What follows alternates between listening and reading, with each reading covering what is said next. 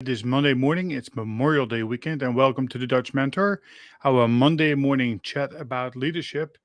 You can join us in our comments and post any question you may like to post today, as it is an open session.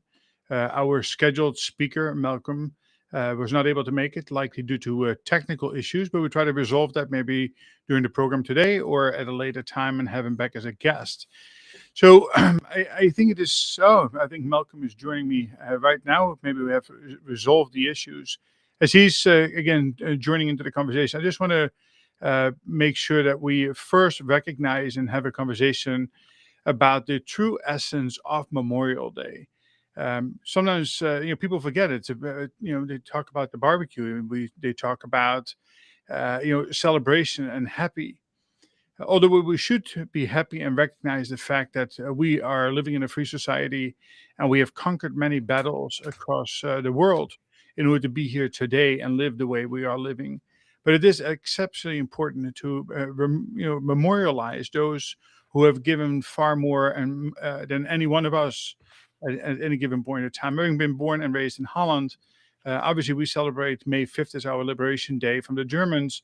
It is really the stories that my parents told me about the bravery of the Americans and the Canadians and the Allied forces flying sorties over Holland to go into Germany to give us the opportunity to be liberated. So again, my recognition to those who have fallen, those who have been injured, as those who have gone on with difficulty with post-traumatic stress syndrome. Thank you, thank you, thank you from the bottom of my heart. And we are, always, we should never forget the essence of Memorial Day. It should be about family, right? It's about the family unit. And I think that is one of the things we will be talking about today with Malcolm as he comes back. About leadership is not just about, getting the job done or high performance. It's really about understanding who you are as a leader and how you are positioned. Interesting enough, in Holland, in Amsterdam, most of the houses are built on stilts. So I too would think that leadership has a sub foundation to it, and that will be the talk today. And I hope Malcolm can hear me now. Maybe you can give me a thumbs up. We can see on screen. Excellent. We'll join in the conversation in a second. My sub foundation is about mental wellness, spiritual wellness, physical wellness, and relationship wellness. And Malcolm and I had a really great talk some time ago about what he has been doing across the span of his career. And I would like today's conversation to really cover three basics, as he calls it modern detox, is about the mind, the body, and your bank account, because we still have to pay the bills. So I'd like to welcome Malcolm to the show this morning, and thank you for being here on Memorial Day. Why don't you take a moment to introduce yourself to the audience? And again, anybody who would like to join in with a comment or a question, you can post it. If we have the opportunity to address it today, we will. If not, we will certainly follow up. Malcolm, welcome. Well, very good morning, Robert. You can hear me fine? I can hear you perfectly fine today. Okay, yes, yeah. Early this morning, there must have been a sunspot here in Atlanta or wherever. The internet and all sorts of stuff was doing things. I, I really, I appreciate your message, your sentiment, or what you said about today it's a day that everyone needs to pause and think about what we have. What we have in our hands, the opportunities we have. This is, whatever's going on around us, politically or wherever. We are in the greatest country, the USA, in the history of the world, and with more opportunity, but with challenges. And and it's part of modern living. So, and thank you for the great introduction there. By my accent, I am not from these shores, but I am now. I've been here for 20 years. I'm originally from the UK. I'm from a little place called Wales. And at the age of 16, I set my life's goals. I wanted to see the world and have somebody else pay for it. So here I am, but I'm not very good at going home. It's like I'm probably the last one to leave a party. And when I've been to a couple of different countries on contracts and ended up staying for prolonged periods. And what I've seen is people fundamentally are the same all over the world. And how we met through positive intelligence, which is one of the things that I've integrated into what I do, or I call it the toxic triangle. And I've done the corporate thing over the years, been moved across the Atlantic 3 times by big companies, and I mean my whole family and so on, and I've walked away 3 times. In 2013, I decided for myself is I needed to create a working lifestyle for myself so I could see my elderly parents and spend more time with my family and so on. And I knew that I set myself up as an independent consultant, sales training, consultancy and team building and things like that. And I knew that if I didn't perform, I mean, I couldn't do my job. I couldn't, support my family. So I got very interested in bodily wellness. I played quite a high level of sport over the years and ran ultra marathons and things like that. So I knew that mental fortitude and mental fitness was an equally as important part. So there's the one. If you imagine a triangle with 3 sides, and the strongest shape that we know is an equilateral triangle. So if you imagine the one side there, I've got my strength of purpose, and spirit, my positivity and focus and determination. And then on the other side of it, I've got my bodily wellness, which will come on to the detox part of it. But then the underlying foundation has got to be finances. And however you turn that triangle, each one of these things are as important as the other. And it's sad that you hear people, going through financial hardships. Well, that shows up in their dietary sort of considerations, what they're eating. And you eat enough fast food or have a poor diet over a period of time, that is going to affect your performance. That's going to affect the way you think, feel, how you show up. And these things are inexorably connected.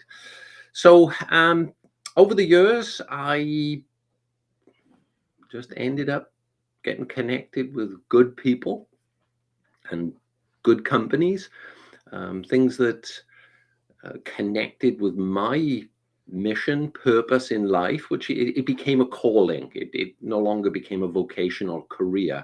I got tapped on my shoulder. I do this now because it's my purpose. I think Mark Twain said that the 2 most important days in your life, the day you're born and the day you realize or understand why. And anyone that's in the sort of world of coaching like we are, it really gets a hook into you, the ability to be able to help someone. And in turn, we've probably had stories and growth experiences, and somebody's helped us along the way. So the hopefully that's kind of clear and concise, on the 3 toxins, or as I call it, the toxic triangle. Yeah, very interesting. Thank you for sharing that. I truly believe that behavioral capacity is more important than even our technical skills and abilities. It is our behavior that gets us to higher levels of performance. And it absolutely is true about the triangle. Again, I use the 4 pillars on a stool for the sense that you have spiritual and physical and mental awareness and wellness, and then I add the relationship to that. But each one of those fits into your triangle. So interesting, you use the word detox, right? So let's see if we can dive into the 3 triangular pieces about detox and help the audience, help emerging leaders to understand the value and maybe some action steps they can take with each one of them. And I think we can start off with the body. I think you talked a little bit about that before, the importance of taking care of oneself. Tell us a little bit more about what your viewpoint is and how you would advise somebody to move forward on making sure that there is wellness there. Well, I've come from as I said, I played a high level of sport in my earlier sort of life, and my parents were great. My mother grew up on a farm. She she knew the value of fresh food and homegrown stuff. And um, my father, it was funny you were talking in your introduction there. He was a little bit too young to go into the army when the war was on, but he did do national service, and he ended up being a cook, a company cook, and so he could cater for lots of people, and he learned along the way, the value of good food. So whenever I was alone with him, my mother had maybe been away overnight or something, or gone somewhere, he like get in the kitchen and we'd be cooking all sorts of stuff. And but it was about really good sustainable food. So now, if we think of where we are in the world today, and after the Industrial Revolution, the type of foods that we were eating and the quality of those foods that we were eating changed.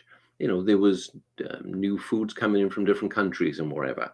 There are different things in the environment, different practices of farming. And over the years, the impact of the Industrial Revolution has begun to pollute agriculture. There are instances that, the land is constantly farmed. So where in the old days you would lay a field fallow, you'd skip a season or wherever just to allow the ground to recover. Those things tend not to happen now. It's big business, and there's a lot of pressure to grow, get the most out of the land. So putting in fertilizers and things like that, and these things tend to get down into the plants, but also they get down into the water table. And so the other combination there then within industry doing good things for us, creating the products that make life a lot easier and better in a modern world. Well, there's an offset to that. There is pollution in the environment. And I'm here in Atlanta, Georgia, and I learned a while ago that things don't disappear from the environment; they just build up. And if you think what the impact that can have on getting into our systems, and this is one thing that I will talk about, is the systemic approach to this. And if you imagine that the body being a system, and I'm going to put something in which is a toxin, and funny enough, if I drink a lot of water, or I have a lot of sugar, or I have a lot of cookies, they're toxic. There's a point, it becomes a tipping point. So if we look at the air, the ground quality, the things that are, the soil, and then the water, we've got residues that have come from the Industrial Revolution, and when air was dirty from lots of pollution from gas and things like arsenic, mercury, cadmium, all of these things build up into the soil. And then when we start to look at how industry and agriculture in places away from where I live, and this is the thing, you don't have to have this, you don't need to have a big sort of chemical factory close to you to have an impact. And some studies have been done over the years about the Mississippi, and with all the runoff from the agricultural lands and all the impact that manufacturing and industry has put stuff into that river, which are in essence organic toxins, chemicals. And this, we can go into, there could be 80,000 of these things, there could be 200,000 or wherever. The matter is that because they're organic, they get drawn into different systems, and then we feed on those systems, whether it be water, whether it be air, or whether it be food. They get introduced into our body, and they start to affect our systems. So, often I will talk with people and just say, "Hey, tell me how's things going on?" And everything from like mental fogginess to headaches, or skin problems, or sleep, or digestive issues, or eye problems. these things manifest in different ways.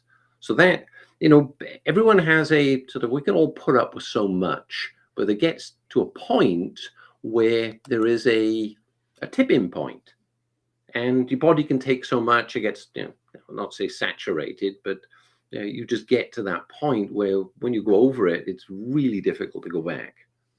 So that's on the bodily part of it. So, and these are things we cannot avoid. If we breathe, we're breathing things in. One sort of toxin that I've got a special admiration for, because on my dad's side, we're all from the beer business, and you need CO2 in beer to give it some bubbles. Every time we breathe out CO2. Well, why on earth, if the body is trying to protect us with this noxious gas, do we go and then put it in with drinking sodas, which are very aggressive, acidic in nature? And you have to take a penny and put it into one of the well-known colas and just leave it overnight, and it'll lose all the tarnish and it'll burn that stuff off. So there's just an example of toxin. Yeah, it is. So I think that really the message out of this, as leaders, as people, we need to be more aware of what we are eating and what we are consuming. And when you start feeling fogginess, which can lead to poor performance, is that you need to try to get to the root of it and really reset. Right now, none of us are perfect. I certainly have had my ups and downs of eating well and overeating, but I do think that taking action by raising awareness and hitting the reset button from time to time is going through a detox process and getting back to. So how does that tie into the detoxing the mind? Well, detoxing the mind, and these things, if you've got mental fogginess, or for whatever reason you're just not feeling as vibrant or full of vitality, it's going to affect you. And we know through the work that we do how powerful the mind is. And I say to people is that if you've got something on your mind, it's a constant thought, and is it a good thought, or is it a something that is distress? Maybe will we come into like the financial part of it? Maybe it's the end of the month. There's more month than money or whatever, and a lot of people are going through this. They can wake up in the night.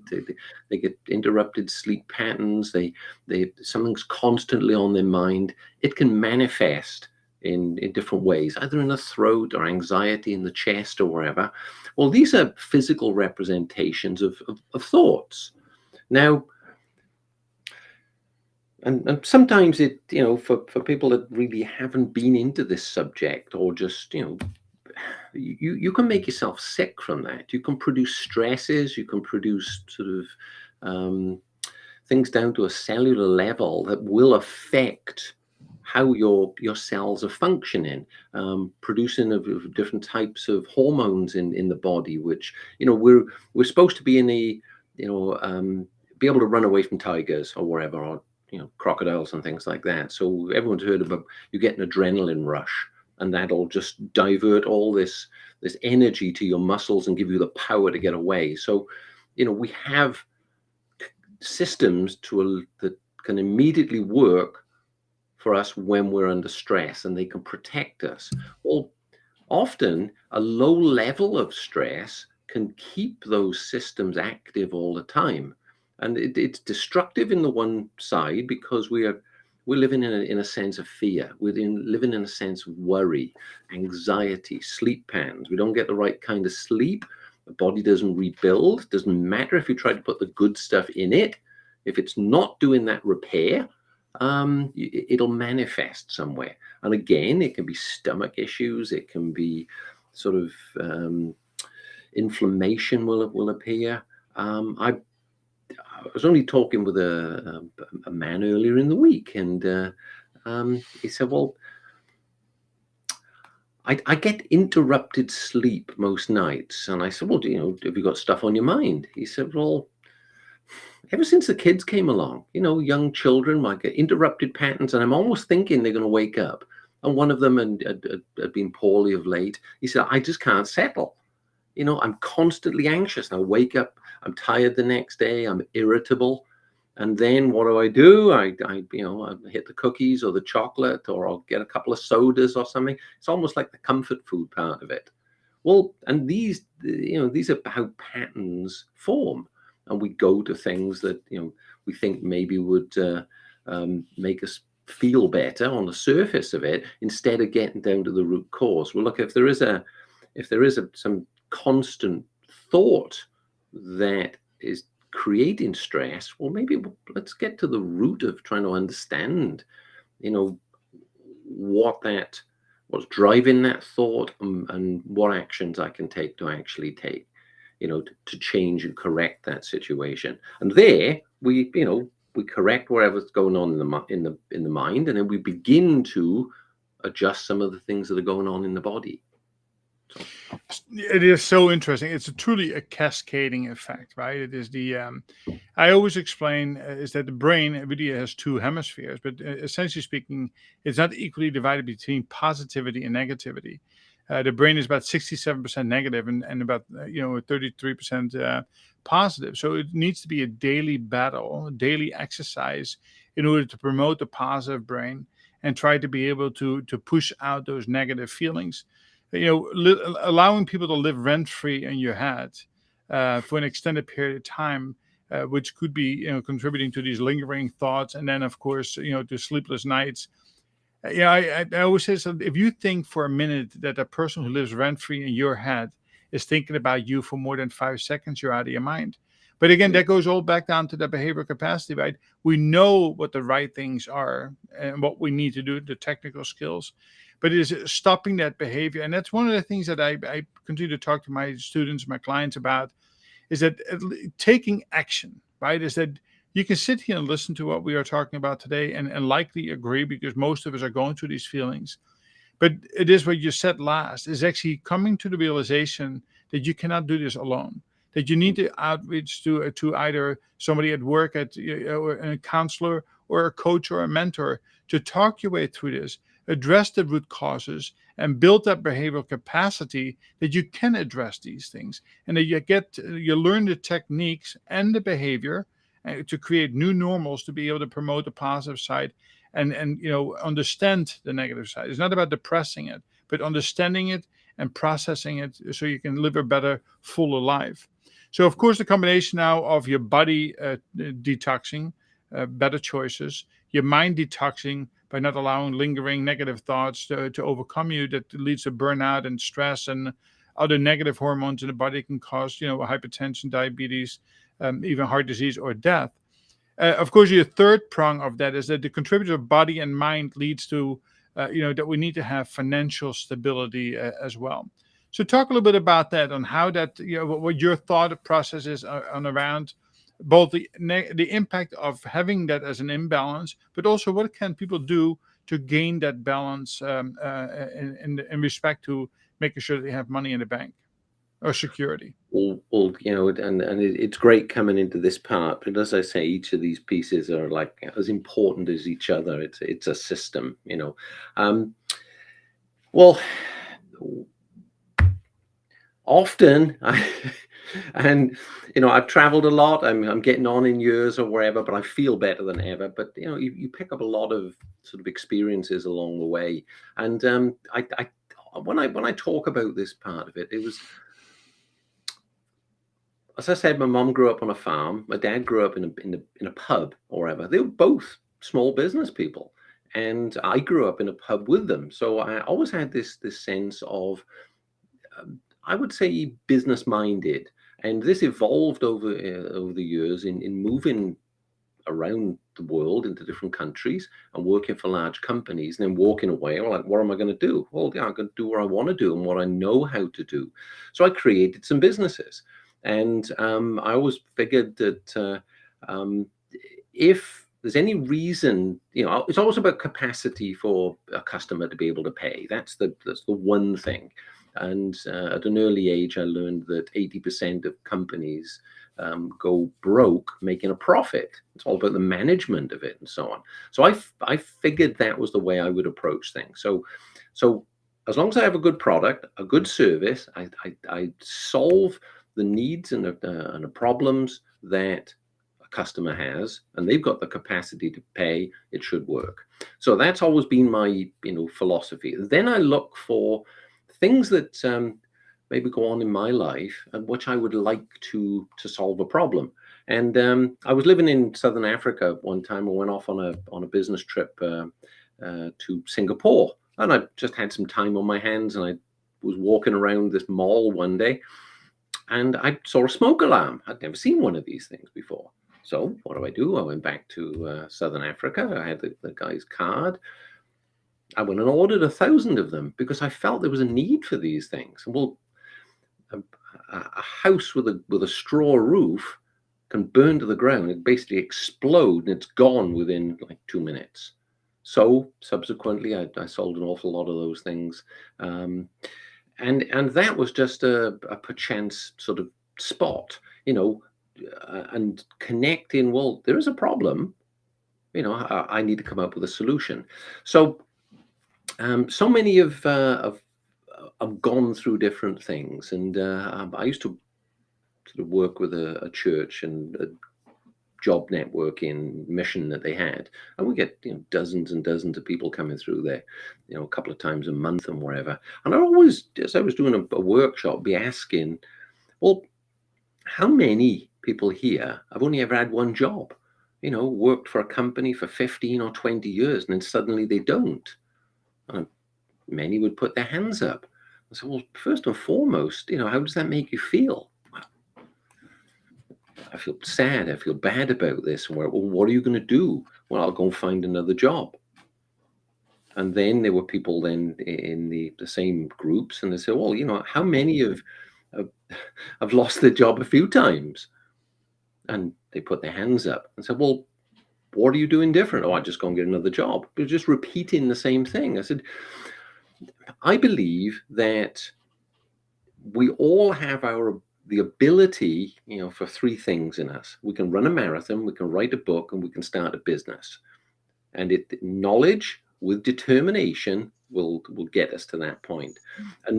But it's the belief that we can do these things. And I coined a phrase one time, about sales, and I said that the most expensive thing that we can own at any time in our lives is a closed mind, because we spit up, we miss opportunities. They just go past us, and it's fear that I'm behavior. I'm going to fail. I shouldn't do this, and whatever. What people are going to think of me, and so on. Alexa, stop. Sorry. Go ahead. No, my alarm says we're almost ending to the end of the show. We got 2 minutes left, so we got to wrap it up. So let me. So in healthcare, Malcolm, I think, and that is really, really important for people to know, is that you have to be able to get to the point of the root cause, and that is where the opportunity is. You can look in business and you find that smoke detector is an opportunity to solve a problem at a root cause and not just put another Band-Aid on it. And that's really the key to success that we see. So again, thank you today for joining us, and I'm happy we overcame the technical issues. Detoxing your body, mind, and making sure you take care of your bank account are three prongs that will lead to greater happiness. But we have to stay true to ourselves, right? We have to connect it to what I call the 4 Ps: our passion and purpose, and then connecting it, preferably to the people and processes that you enjoy most. So why don't you give the last word of the conversation today before we end the show today? And again, thank you for joining us today. It's such an important holiday, as both of us know that I'm here today speaking English and Dutch and not German. And I'm grateful for those who gave their lives and came home not completely intact. And I'm forever grateful for that. Malcolm? Yes, we all were touched by the war, lost people. This is a big subject. Is it okay if I give a website out? Of course, absolutely. Oh, yeah, sure, of course, yeah, absolutely. I make it really easy. The number 3 toxins, TOXINS.com. And there's a little form, and we fill it in, send it in. We'll talk for 20 minutes. This is a big subject, but I say to people, don't be afraid of it. Don't shy away from it. You're smart enough to make your own decisions, and you can do much more than you believe you can do. So either it's in your head, it's in your body, it's in your wallet. All of these things are connected. If there's a deficiency in either one of them, it can be closed. That gap can be closed. And as I coming back to where I started and opened up, opportunity abounds Yeah. every single way. So, anything that's happened to you, any situation somebody feels themselves in, financial, job, health, wherever, know that in the world of coaching, there are people out there that have a lot of experience and they care and they want to help. They Yeah. want to bring a solution. And there's no obligation. They're probably the most giving, caring community of people I've ever met. And I agree yourself 100%. being one of them. So Listen, thank you again. I'll leave it with the two words: take action. Right? Don't sit on the sideline and just think about these things. Actually, do something about it to further yourself, both professionally and personally, because it's key. Life is short, and if we don't take action, we're going to miss out. Thank you, Malcolm. Look forward to another conversation in the future. Have a wonderful day. Thank you, everybody. Next week's chat, Monday morning, 10 o'clock, will be with Allison Flynn. She's a past president of Healthcare Leaders of New York. Is now living down in the South, has a vast experience across different types of leadership positions, and I look forward to what our chat will bring. Have a good day, everybody.